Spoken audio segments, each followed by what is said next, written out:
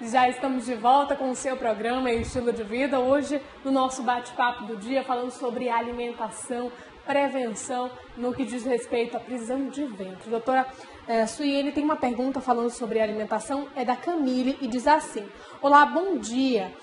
Qual o benefício de comer pão integral todos os dias? Eu não tenho prisão de ventre, mas traz benefícios para a minha saúde? O que a gente pode falar para a Camille, doutora? Bom dia, Camille. Traz sim, desde que eu espero que você tenha visto o outro bloco anterior, que nós falamos que seu pão seja feito com a farinha 100% integral.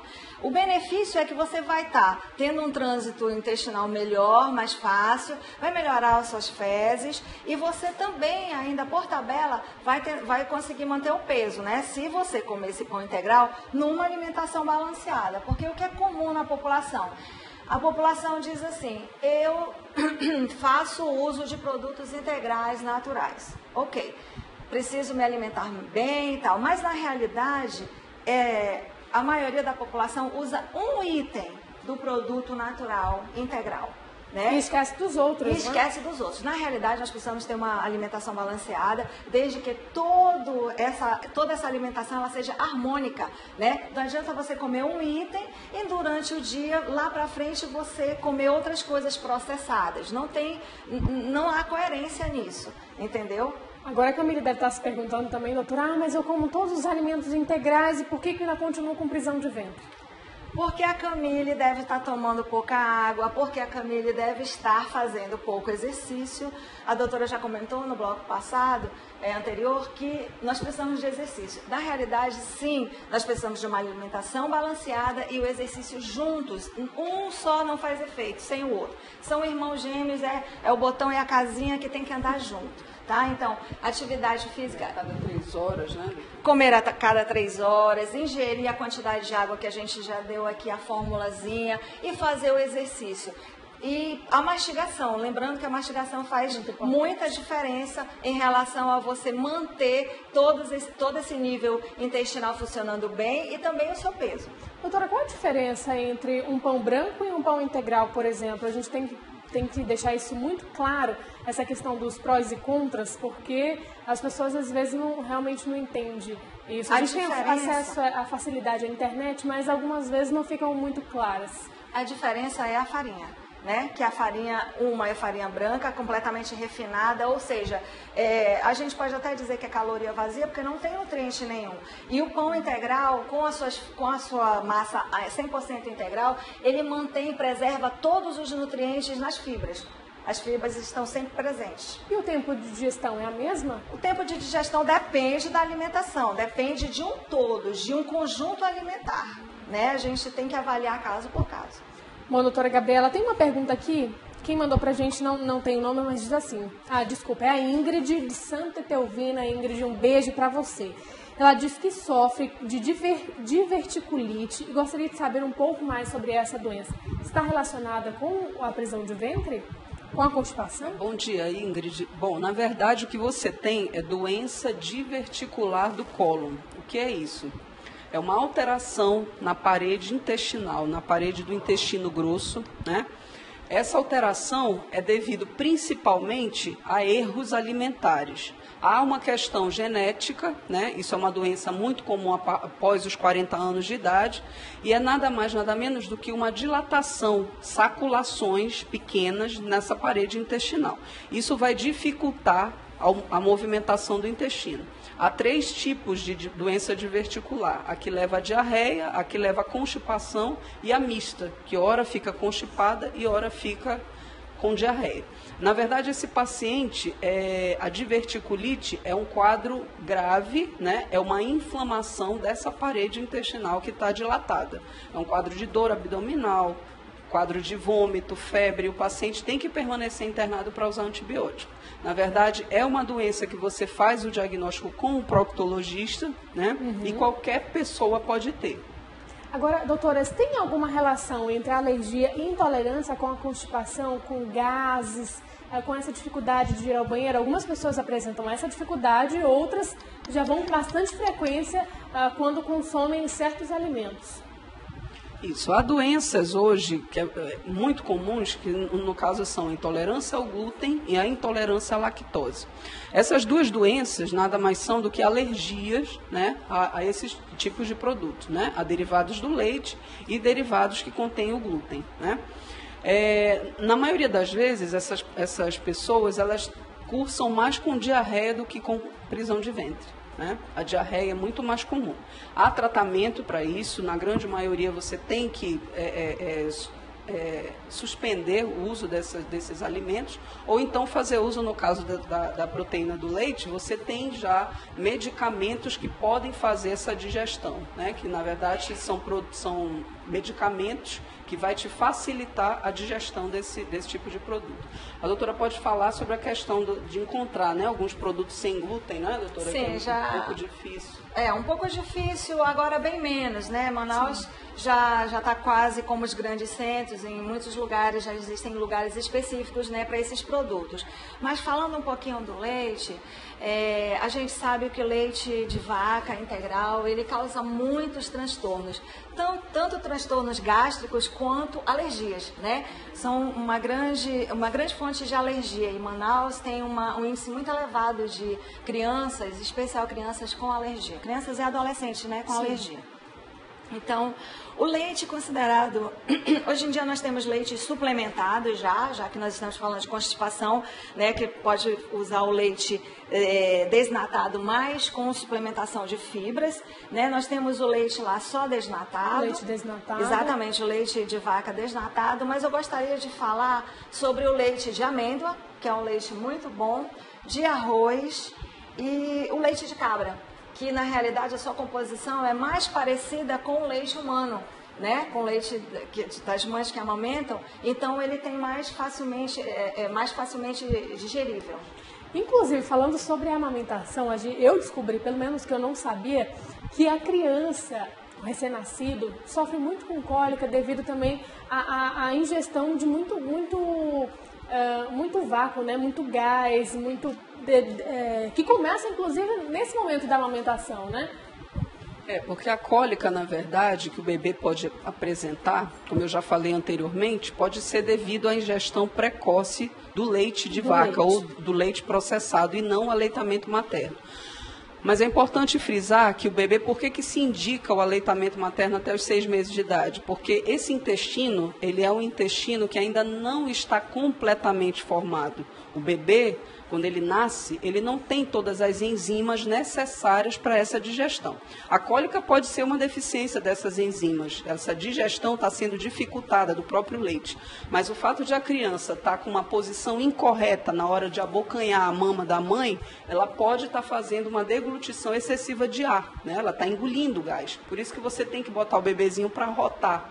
Então, essa ingestão de gases pode também causar cólica.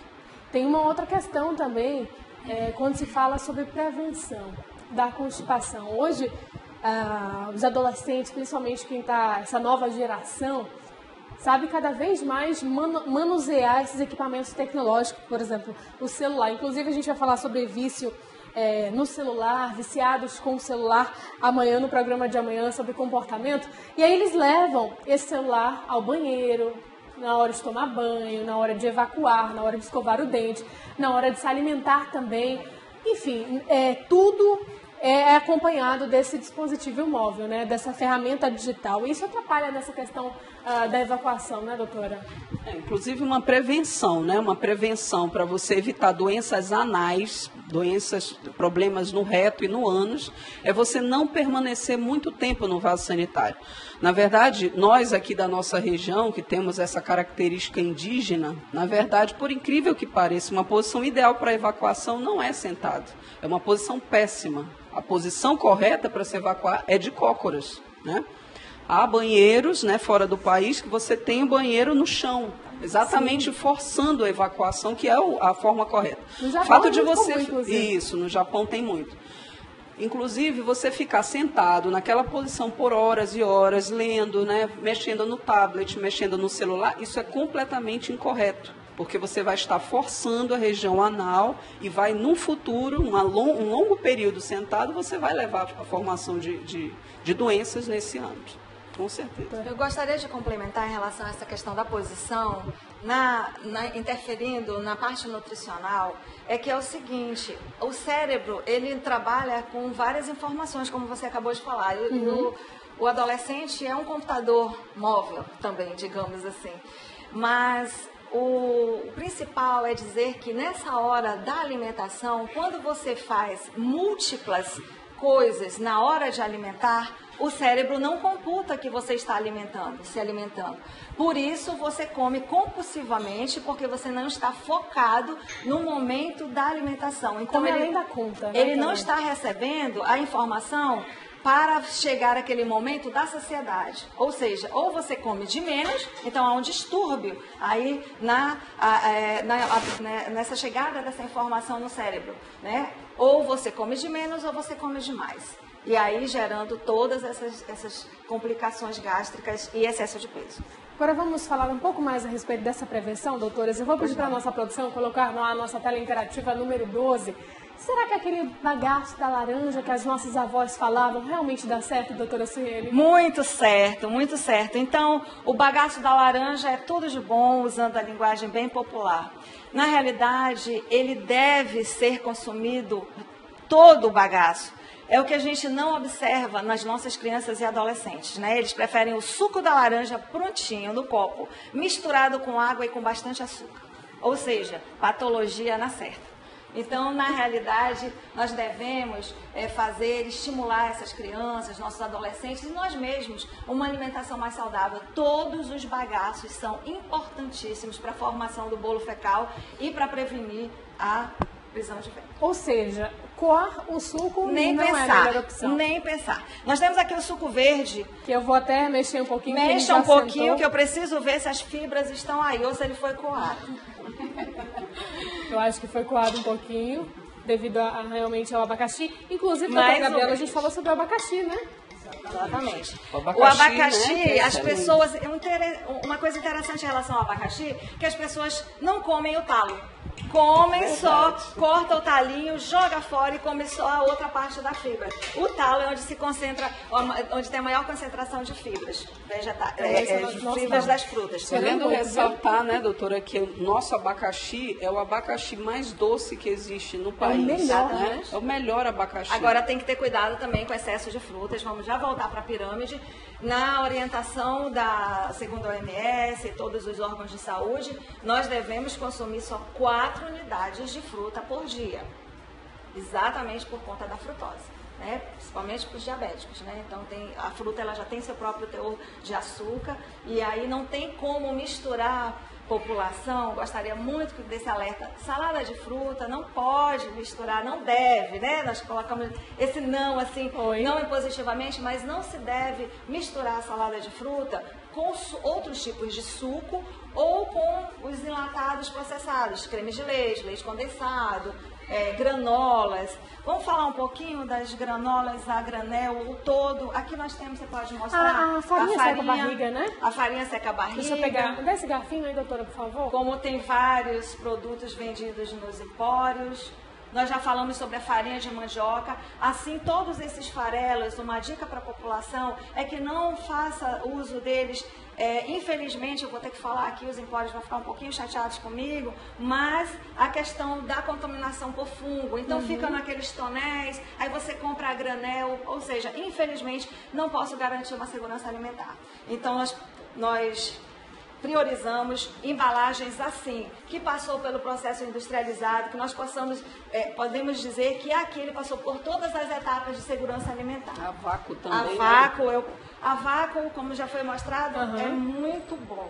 Bom, doutora, a gente tem 2 minutos para encerrar. A gente ainda não falou a respeito do iogurte, que é super importante. Inclusive, a produção está pedindo para que a gente faça uma mistura com esse iogurte. O que a gente pode utilizar, que tem aqui, que a gente pode colocar nesse iogurte? Esse aqui é o natural, iogurte natural, branco. Iogurte natural, sempre. todos os iogurtes que dizem que são de frutas, infelizmente não são de frutas. Eles são coloridos com a cor da fruta, tá? Então, nós, de preferência, iogurte natural, iogurte suplementado com farelos ou com mel, cenoura ou aveia. Esse aqui já tem essa coloração, né? Por conta da cenoura, exatamente. Realmente. Aveia seria muito bom. Então, a aveia fazer parte da nossa dieta, todos os farelos, Esse aqui é a linhaça. A linhaça, que pode ser em forma de farinha, pode ser em forma de grão. Essa daqui é a chia, é a parente da linhaça, a irmã gêmea. Já vem shake, em forma de shake, que esse daqui seria ideal para a situação que a doutora colocou em relação às viagens. Ele é prático, então não tem como dizer que não vai se alimentar corretamente para evitar a prisão de ventre.